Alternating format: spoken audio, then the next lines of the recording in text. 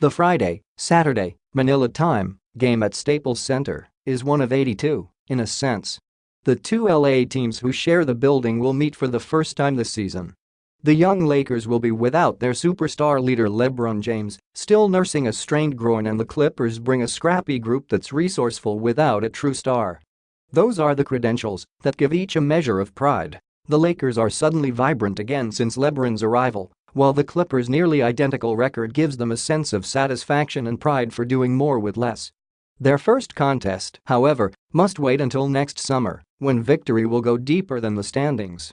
The Lakers and Clippers will each have massive room under the salary cap and, therefore, ample chances to chase A-list free agents in what will be a limited market for superstars, surely pitting one team against the other in most, if not all cases.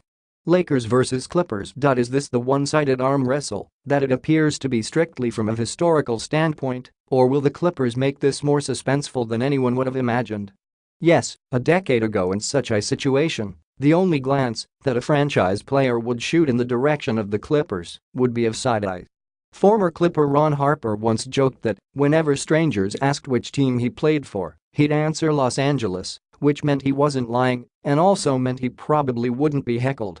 But those Clippers, long the butt of jokes, constantly mismanaged, perpetually dealing with doses of bad luck, and ruled by the one and only Donald Sterling, are 6 feet under.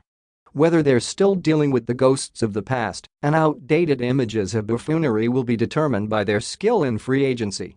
In fact, the case could be made that the franchise is in better shape from an all-around standpoint than at any time in their history. Yes, that's quite a statement, considering the Clippers had Chris Paul, DeAndre Jordan and Blake Griffin all in their prime, and for over half a decade, and that crew was coached by Doc Rivers, who's still at the helm.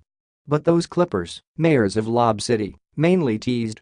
They never went anywhere special, no conference finals, no NBA finals, and arguably underachieved from a bottom-line standpoint. Entertaining and interesting? Sure. Box office? Yes. Successful from October through April? Absolutely. Yet, in the end, duds. Plus, with all due respect to Rivers, who also handled the personnel duties until 2 summers ago, the Clippers never pulled off a franchise-changing move to supplement their all-star core and give them a leg up on the competition.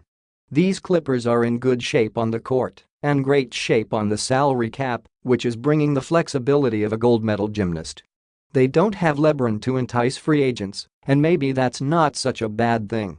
Maybe that actually works to their advantage. Clippers to A-lister, why play next to LeBron when you can be our LeBron and help put your own team together?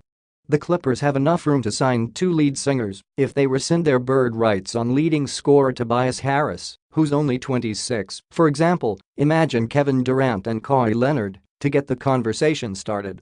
And what's best is they wouldn't have to gut the team. They have enough players either on team-friendly contracts or rookie contracts to stick around. Montrezl Harrell, a worker bee who's improved, Shai Gilgeous-Alexander, a wise point guard at age 20, and Lou Williams, a scorer who's comfortable coming off the bench. They could also exceed the cap to re-sign Harris. To recap, the Clippers have money, Rivers as coach, good players to surround a star, a loaded owner in Steve Ballmer, all the loud perks enjoyed by the Lakers. Everything except tradition and Jack Nicholson. Is that necessarily a deal breaker? And wouldn't the Clippers qualify as a bolder challenge for a superstar than riding shotgun with LeBron for a franchise already with 16 titles? You could picture someone like Durant searching for a team to call his own, anxious to add something special to his legacy, taking the bait. Maybe Leonard too, who's from the Pasadena area.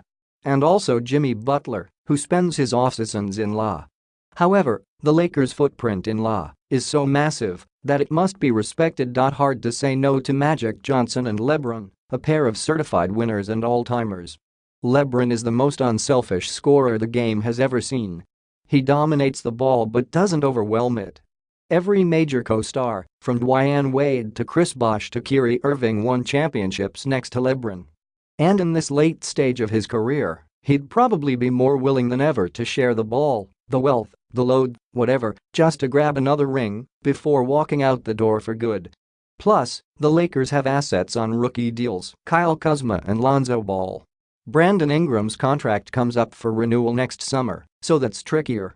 No matter Point is, any incoming free agent will have help besides LeBron. The wildcard is Anthony Davis and whether he forces his way out of New Orleans next summer by refusing to extend his current deal, which runs through 2019-20, with a player option for 2020-21.